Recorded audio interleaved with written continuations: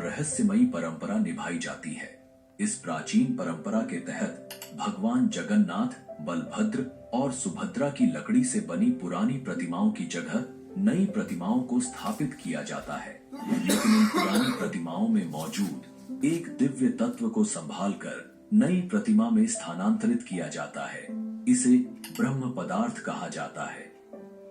यह रिचुअल इतना पवित्र और गुप्त होता है कि इसे निभाने के लिए कई कड़े प्रबंध किए जाते हैं। इस रात पूरी शहर की बिजली पूरी तरह काट दी जाती है। हर जगह अंधेरा कर दिया जाता है। मंदिर की सुरक्षा सीआरपीएफ के कमांड में रहती है और किसी भी व्यक्ति का मंदिर के अंदर आना जाना सख्त मना होता है। इस प्रक्रिया को केवल मंदिर के मुख्य पुजारी करते हैं, लेकिन उन्हें भी ब्रह्म पदार्थ का रहस्य जानने की अनुमति नहीं होती। इसलिए उनकी आंखों पर पट्टी बांधी जाती है और हाथों में मोटे दस्ताने पहनाए जाते हैं। यह सब इसलिए ताकि वे ना देख सके और ना ही महसूस कर सके कि ब्रह्म पदार्थ वास्तव में क्या है। कुछ पुजारियों ने अपने अनुभव साझा करते हुए बताया है कि जब मैंने इस ब्रह्म पदार्थ को छुआ तो मुझे एक अनोखी और शक्तिशाली ऊर्जा का अनुभव हुआ। ऐसा लगा जैसे मेरे हाथ में कोई जिंदा चीज थी जो किसी खरगोश की तरह उछल रही थी। लोगों का मानना है कि यह ब्रह्म पदार्थ और कुछ नहीं बल्कि भगवान श्री कृष्ण का धड़कता हुआ दिल है, जो आज भी 5000 सालों के बाद जीवित है। अगर आप हमारे चैनल पर पहली बार आए, श्री कृष्ण का हृदय यहाँ कैसे आया और क्या यह सचमुच संभव हो सकता है? इस अद्भुत रहस्य को समझने के लिए हमें समय के पहियों को घुमाना होगा और जाना होगा 3102 ईसा पूर्व में, यानी करीब 5000 साल पहले। एक ऐसा समय जब भगवान श्री कृष्ण ने अपनी लीला समाप्त कर इस पृथ्वी से विदा ली। महाभारत युद्ध के बाद कुरुक्षेत्र की धरती पर फैले लाखों शव और कौरवों के विनाश ने हर व्यक्ति को झकझोर दिया। इसी विनाश के लिए गांधारी ने भगवान श्री कृष्ण को दोषी ठहराया।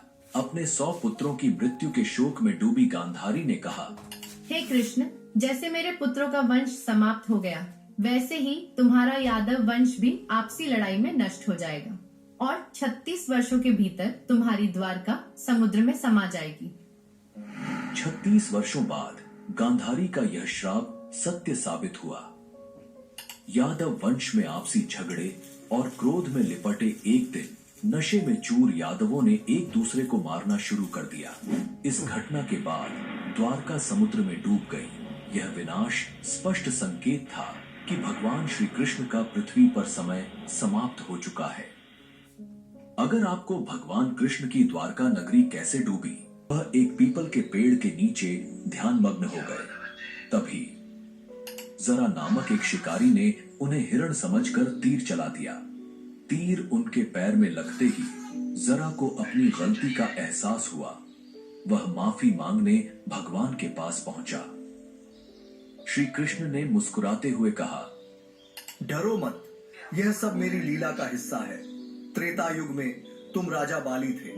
मैंने राम अवतार में तुम्हें छल से मारा था और अब उसी कर्म का परिणाम है कि आज तुम मेरे लिए मृत्यु का माध्यम बने हो।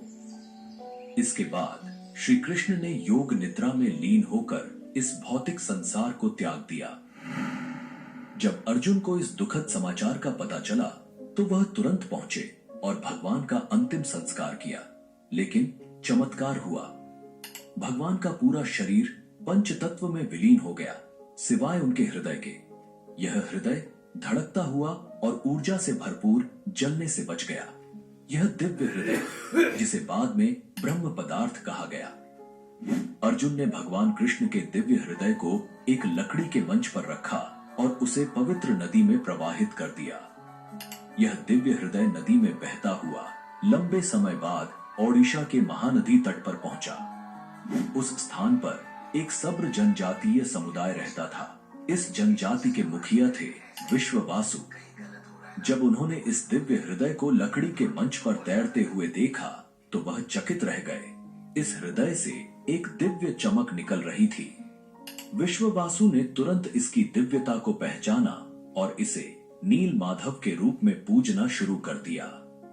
उसी समय मालवा राज्य के राजा इंद्रद्युम्न, जो भगवान विष्णु के परम भक्त थे, ने भगवान नील माधव के दर्शन करने की प्रबल इच्छा व्यक्त की। उनकी यह खोज आगे चलकर भगवान जगन्नाथ मंदिर के निर्माण की आधारशिला बनी।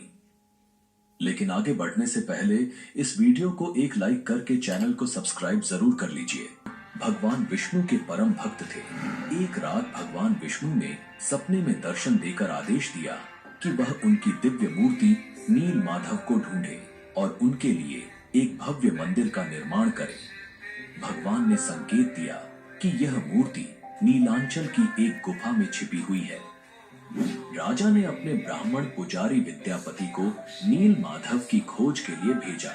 कई दिनों की कठिन यात्रा के बाद विद्यापति ने आदिवासी मुखिया विश्ववासु के बारे में सुना, जो एक गुफा में छिपी इस दिव्य मूर्ति की पूजा करता था। विद्यापति ने नील माधव की पूजा की अनुमति मांगी, लेकिन विश्ववासु ने इसे अपनी जनजाति का रहस्य बताते हुए मना कर दिया। विद्यापति ने तब चालाकी से उनकी बेटी ललिता से विवाह कर लिया और इस प्रकार विश्ववासु का विश्वास अर्जित किया। ललिता के माध्यम से विद्यापति ने विश्ववासु को मनाया और उसे गुफा तक ले जाने के लिए राजी कर लिया। यात्रा के दौरान विद्यापति ने चुपचाप रास्ते में सरसों के बीज गिरा दिए ताकि वह वापसी पर रास्ता पहचान सके। जब विद्यापति ने पहली बार नील माधव की मूर्ति देखी तो वह उसकी दिव्यता से मंत्रमुग्ध हो गए। तुरंत उन्होंने राजा इंद्रद्युम्न को इस अद्वितीय मूर्ति के बारे में सूचित किया, लेकिन जब राजा गुफा पहुंचे तो मूर्ति वहां से गायब थी।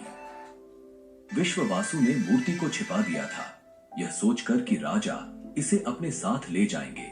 इस घटना से राजा इंद्रद्युम्न बेहद दुखी हुए। तभी भगवान विष्णु ने फिर से उन्हें सपने में दर्शन दिए और निर्देश दिया कि पुरी के समुद्र तट पर जाएं।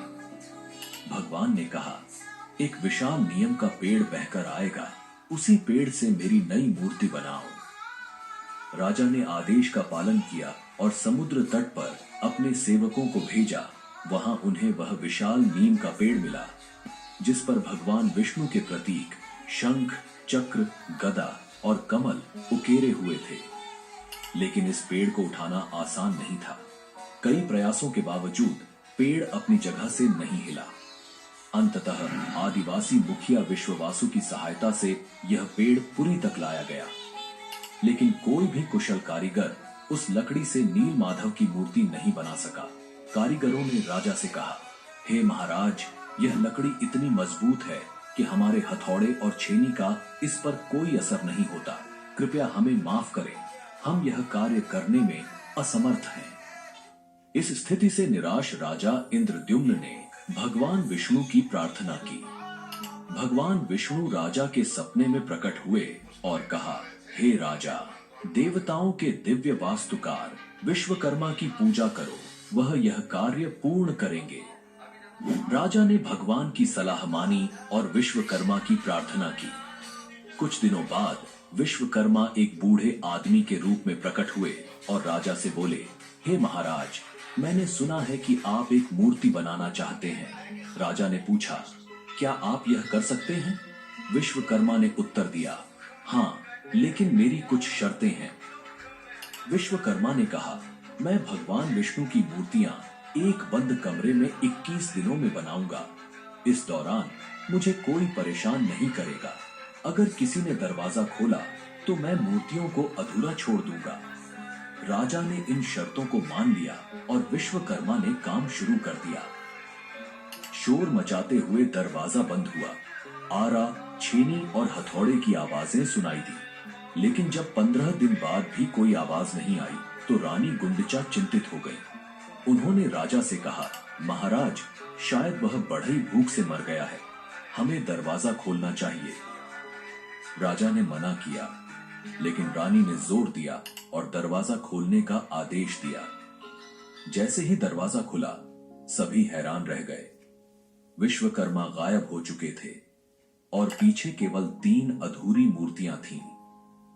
राजा को बहुत दुख हुआ कि शर्त तोड़ने की वजह से मूर्तियां अधूरी रह गईं। भगवान जगन्नाथ के हाथ और पैर अधूरे हैं, बलराम और देवी सुभद्रा की मूर्तियां भी अधूरी हैं। जब राजा इंद्रद्युम्न उन मूर्तियों के पास गए तो उन्हें एक दिल की धड़कन महसूस हुई। एक दिव्य आवाज आई जिसने राजा को बताया कि श्री कृष्ण का दिल इन मूर्तियों में है। राजा ने इन मूर्तियों को स्थापित किया। आज यही अधूरी मूर्तियां भगवान जगन्नाथ